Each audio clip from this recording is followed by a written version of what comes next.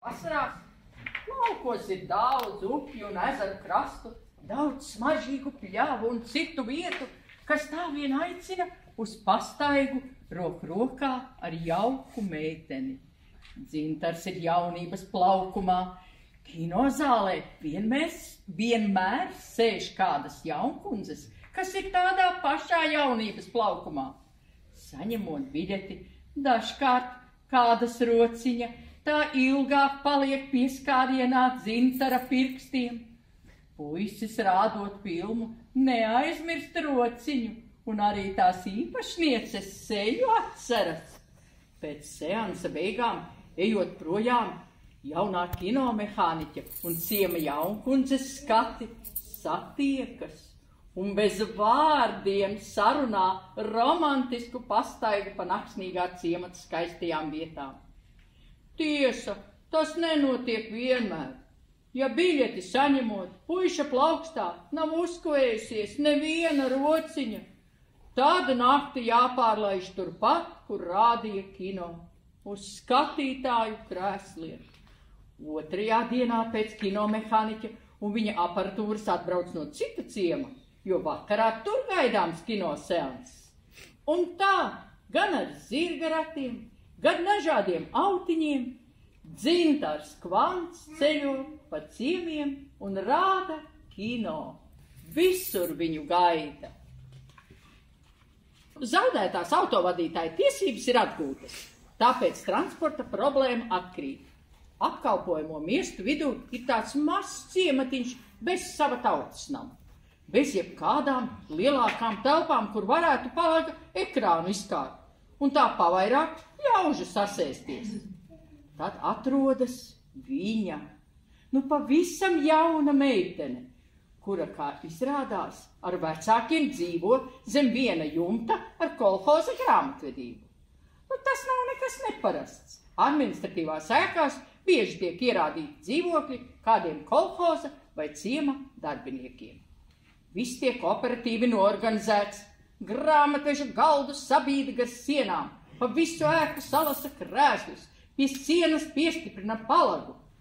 Kinomehāniķis sakārto aparatūru, iekurbulē ģeneratoru un kinovakars var sākties. Tādi filmu seansi kolhoza grāmatvedībā atkārtojas nevienu reizi vien, un šī verīgā jaunkundze labprāt visu palīdz sakārtot un nemaz neslēp, ka dzintars viņai interesē krietni vairāk nekā tikai kā kinomehāniķis.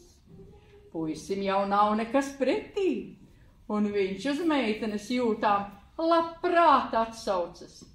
Patiesībā jaunais Kvants jau labu laiku aizdomājas par saviem 26 gadiem un spriež, ka būtu laiks pievērsties sievas meklēšanai.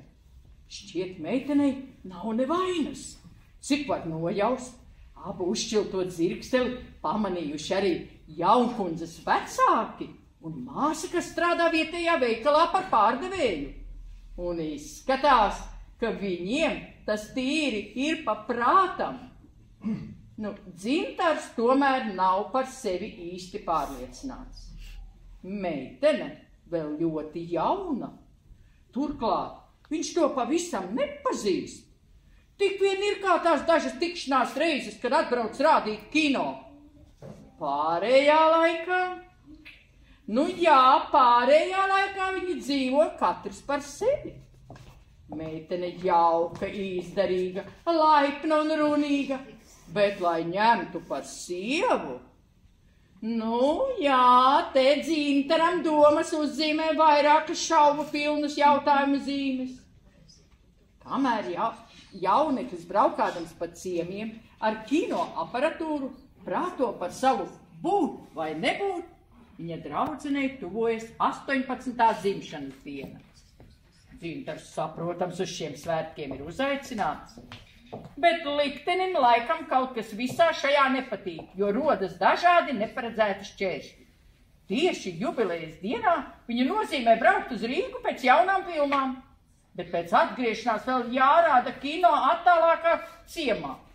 Dzintars Rīgā nopērk dāvanu, steidz uz seansam paredzēto vietu, nodemonstrē filmu un beidzot dodas sveikt savu draudzeni. Ceļš ir tāls, un svinību mājā viņš nonāk tikā pusnakti. Tur redzamais puisis padara pavisam domīgu. Pašas jubilāris nav mājās, bet pie galda sēž pamatīgi ierēbuši vīrieši. Uz dzintara jautājumu, kur tad jubilāri, viņa atsmēja, ka nav varējusi brūtgānu sagaidīt un aizgāja kaut kur ar citu pielūdzēju. To pateikuši vīri gardi nosmej un izmet pilnās glāzes vienā ņēmienā. Kopš tās dienas dzintara sirds pukst mierīgā ritmā, kad atkal jābrauc uz grāmatvedību rādīt kino. Nu jau, pilngadīgā jaunkundze, gaidu pilnām acīm raugās slaikajā kinomehāniķī, bet viņš ir vēsts kā logas stikls ziemā. Paiet vairāki kino seansi kolhoza grāmatvežu telpā, bet puisis paliek nedzirdīgs pret spulgaces smiekliem, neredzīgs pret viņas valgajiem acu skatiem un nejūtīgs pret it kā nejaušajiem pieskārieniem. Tik dēļ jums, daļās dāmas, dēļ jums. Dzintars pie sevis novīksnāt, bet nevienmēr. Diemžēl ar šādu situāciju negrib samierināties meitenes māte. Tak traki labs nods būtu bijis tas gaišmatis. Sieviete jūdz zirgu, sēžas ratos un braucas patālo kaimiņu ciemu, kur viņa, kā uzzinājusi, kvants vakarā rāda kino.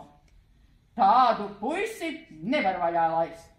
Meita jādabū pie vietas, citādi jau vairs nevar tikt ar viņu galā, lai vīrs ņem azotē un visiem būs miers. Dzintars neko nenojausdams iekurbalē ģeneratoru, uzstāda aparatūru un sāk filmas demonstrēšanu.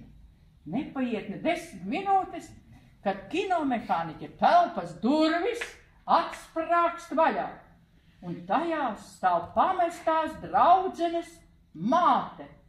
Puisis viņu pamana tikai ar acis kaktiņu, bet ar to pietiek, lai viņš saprastu, ka gaidāma skandalēšanās. Vienkāršākais veids, kā to novērst dzintaram, ienāk prātā reizē ar spalgot troksni, kas rodas sievietei aizcērtot telpas durvis.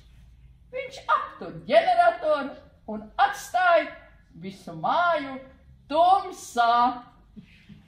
Filma pats par sevi saprotams vairs nav redzama, bet redzams jau nav vispār nekas, jo ir vēls vakars, ārā tumsa, bet elektrības Latvijas laukos vēl ar vienu nav. Dzintars glābjas tumsā, izlikdamies, ka saniknoto sievieti nav pat pamanījis. Vēlāk braukdams automašīnā, puisis atkal pie sevis nodungot. Tik dēļ jums, daļās dāmas, dēļ jums.